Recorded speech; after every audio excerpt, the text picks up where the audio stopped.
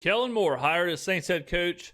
Swagoo says fans should be excited. Today, ladies and gentlemen, we're going to be reacting to NFL Live, reacting to the news of Kellen Moore being hired as the next Saints head coach. Schefter, the Saints are hiring Eagles offensive coordinator Kellen Moore to be their head coach. This was expected, and now, according to Adam, it will be official. So I was nervous. I'm not going to lie to anybody here. I was nervous. The two times I was nervous was when the Guardian WWL story broke about the scandal. Rebroke, since it was a 5-year story. But when that broke, I was nervous that Moore was going to say, you know what, I don't want to be connected to this. I'm out of here. And that was going to be bad news bears. And then I was nervous when Sirianni first said during the Super Bowl when he was like, let's run it back. Then seeing it again in the moment, the immediate moment, seeing it again, I was like, okay, he's obviously joking around. It's obviously not a big deal. But those were the only two moments where I was like, man, this might not happen. So thank God it's over. Thank God that it's official. Sign the dotted line. We can move forward with this whole thing. I'm glad it didn't take till Thursday. I thought it was going to take till Thursday or Friday. I didn't think Friday because Friday's a bad news day. And, of course, the Saints would want to make a big splash with this. So I knew it wouldn't be Friday. I was expecting Thursday. But the fact that it's happened Tuesday morning, perfect. Kellen Moore has shown he can have plenty of success on the offensive side of the ball. Since his first season as an OC in 2019, the offenses he's coordinated with the Eagles, Chargers, and Cowboys would rank 5th in points per game, yards per game. I mean, damn. Like, the first time I've seen this stat, this is pretty impressive. So this is all of his offenses combined since 2019 when he became the offensive coordinator of the Cowboys. And stacked up against every other team, they'd be 5th in points per game, yards per game, and total QBR. Pretty impressive when you consider three different teams, when you consider that he was fired from 2 of them, when you consider that the Cowboys' offensive philosophy and the Eagles' offensive philosophy is so drastically different, and the Chargers is kind of in between, where the Chargers have a good quarterback, but at the time the quarterback was injured with Herbert having a thumb injury, so he had to rely on the running game a little bit more. So this is a hell of a stat right here. Game and total QBR compared to all NFL teams. In his 6 seasons as an OC, he's had a top 10 offense in both points and yards 3 times. Look who's here. We got Marcus Spears, Andrew Hawkins here for the rest of the show. Field Yates will join us, Matt Miller as well. And Marcus, let's start on the New Orleans side of this. Should fans there be excited by this hire of Kellen Moore? I'll answer first, Marcus, if I may.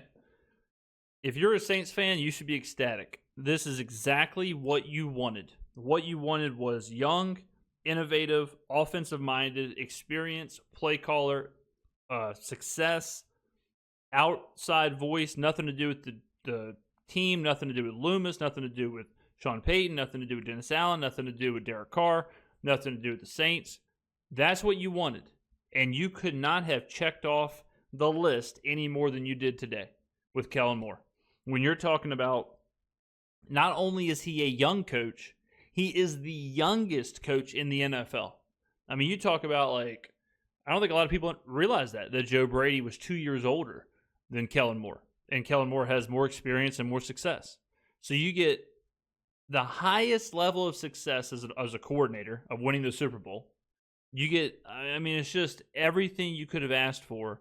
And for weeks and weeks, we heard Saints were the worst job. No one would take this job. They're going to have to take Mike Kafka. They're going to have to hope and pray just to have a head coach, and all the doomers and all of that for weeks and weeks and weeks and weeks. And lo and behold, the Saints got arguably the best candidate in the entire coaching carousel. The only other candidate I think you could even stack up to him is Mike Vrabel, just because it's a different coach. But because you cannot now, that has already played out with the Super Bowl, you cannot say Kellen Moore is worse of a candidate.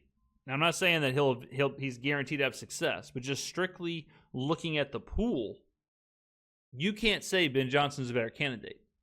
You can't say Joe Brady's a better candidate, or Liam Cohen, or whoever else.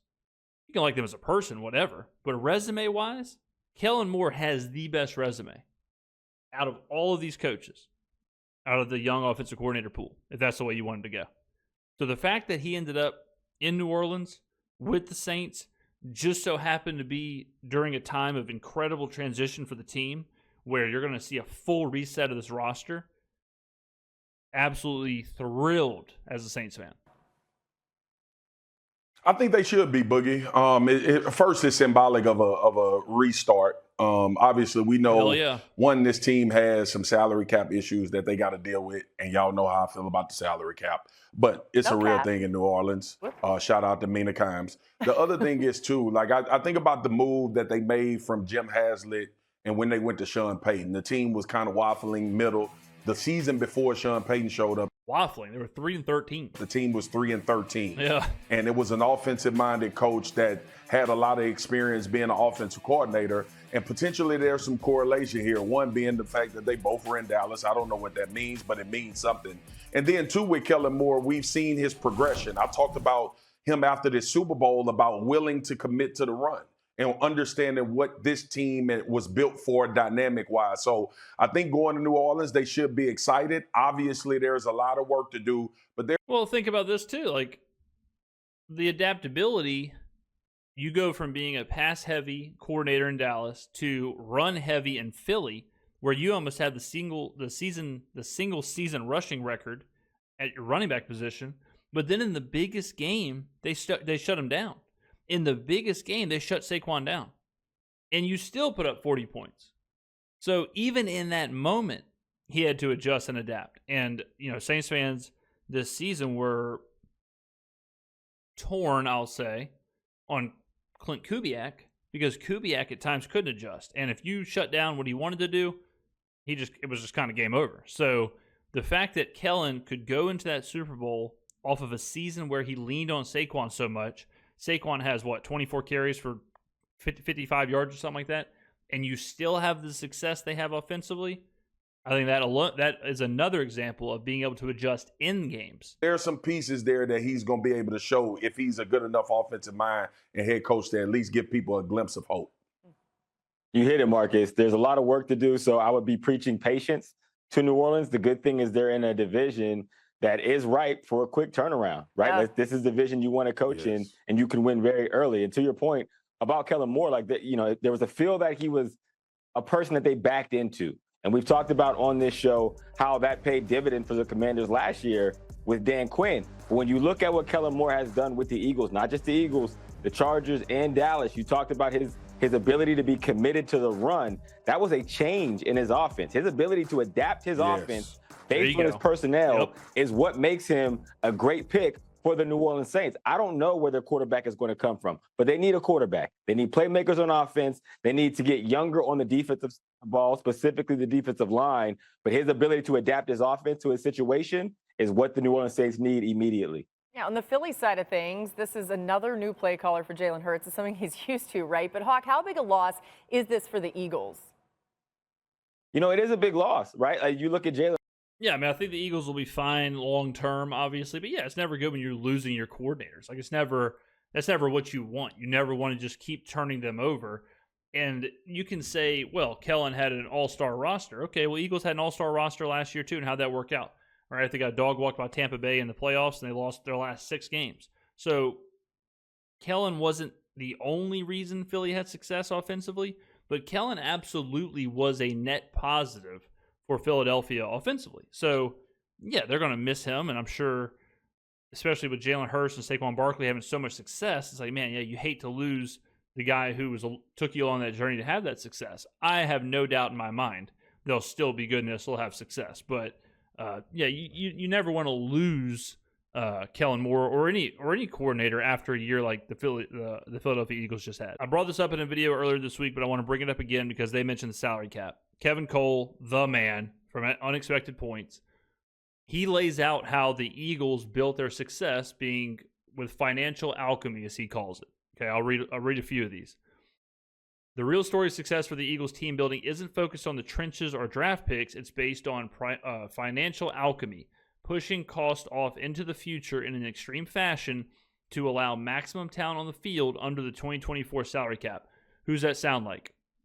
And then he says, pushing cost out into the future can't last forever, but it works extremely well as long as players continue to perform. The downside to kicking the can only happens when players decline and you can't reasonably restructure and kick the can further. Who does that sound like? Okay. The Eagles are taking further than anyone else the idea that $1's worth of player value today is worth more than tomorrow when the salary cap increases. Who does that sound like? This strategy of can kicking works really well if you have a core of younger talent by allowing you to retain them through the rookie deals and their primes on second contracts. This strategy fundamentally sets up windows of 4 to 6 years after hitting on picks and free agents. The Eagles are doing what the Saints did. Like this whole notion that the Saints' style of handling the cap and all that stuff is inherently bad or inherently wrong, I think is inherently wrong. The Eagles showed you exactly how the successful side of it works. You get young players, you build through them, you do whatever you can financially, you kick it as far down as you can, and you hold on to that core. And you try and catch lightning in a bottle like they did this year. The Saints are the example that Kevin Cole's talking about of when it goes wrong or when it fizzles out is when those players start to decline. The Saints are on the decline portion, and it happens to everybody. Right? But the core group of players that the Saints tried to protect and the Saints tried to maintain, the Cam Jordans, the Marshawn Lattimores, the Michael Thomases, the Ryan Ramczyks, the Drew Breeses, the Taysom Hills, those players are reaching the end of their career. So it's not inherently a problem. It's not salary cap hell. It's not something they got to figure out. It's just something they got to reset. And they are resetting in the next couple of years. The Saints have those big salaries coming to an end. In 2027 right now, they have $221 million under the cap. Will that stay that way? No. They have to sign players, all that stuff. But this existing narrative that the Saints are always in cap hell, that is ending. That's over. Those window of players, the can kicking, that can is coming to an end. And now it's up to Kellen Moore, it's up to Mickey Loomis, it's up to the Saints front office to replenish those impact players. Who's it going to be? The 9th overall pick will tell us stuff this year, but this draft and next draft have to be very similar to the 2016 draft and the 2017 draft, where all of a sudden, boom, you've got a majority of your playmakers on rookie deals, and then you can start your winning window again. So that's where the Saints are with that. But this idea that their strategy, the idea that Mickey Loomis' strategy or the Saints front office strategy is wrong or it's wholly unique to the Saints is false. The Eagles just showed you how you can use that exact same strategy but win with it, just like the Saints used that strategy to win for over 15 years. Hurts in his career, he's had a different offensive coordinator the last 4 years, right? Mm-hmm. But I don't think it's as big a loss as it was when Shane Steichen left, because you had a young Jalen Hurts. I think what you saw from him in this offense this year was more of Jalen Hurts maturing and saying, okay, it does not matter who the play caller is. I got to figure out my style of ball and do what's necessary to win. The Eagles relied a lot more on the Jimmies and Joes than they did the X's and O's, and a lot of those are still intact. So that's why I feel like Jalen Hurts and this cast of characters on the offense, specifically Saquon Barkley, will still be fine. There'll be a little bit of a period of purgatory to getting back to where they were, but I'm not saying all is lost because their OC left. Yeah, I agree. I agree with that. Yeah, Hawk, I go to how are you built, right? I'm built for when I go into a steakhouse to get a 22-ounce ribeye bone-in medium with some potatoes au gratin, and then after that, you too, Boogie. You do eat like a bull. You actually eat a lot. But here's the thing, man. Like, what's going on this here? team identity-wise shouldn't change, and that's what threw us the year prior to Kellen Moore showing up, Hawk. If you remember, it's like, why are they getting away from a physical, dominant offensive line? Yeah, I mean, the same thing with Tampa Bay. Like when Tampa lost Canales and went to Cohen, the question was like, how much does it change? Baker's rolling, and their identity didn't change at all, right? So, and that's part of the head coach too, to set that identity, to set that culture, the coordinator to come in, kind of buy in, especially when you have a team as set as the Eagles.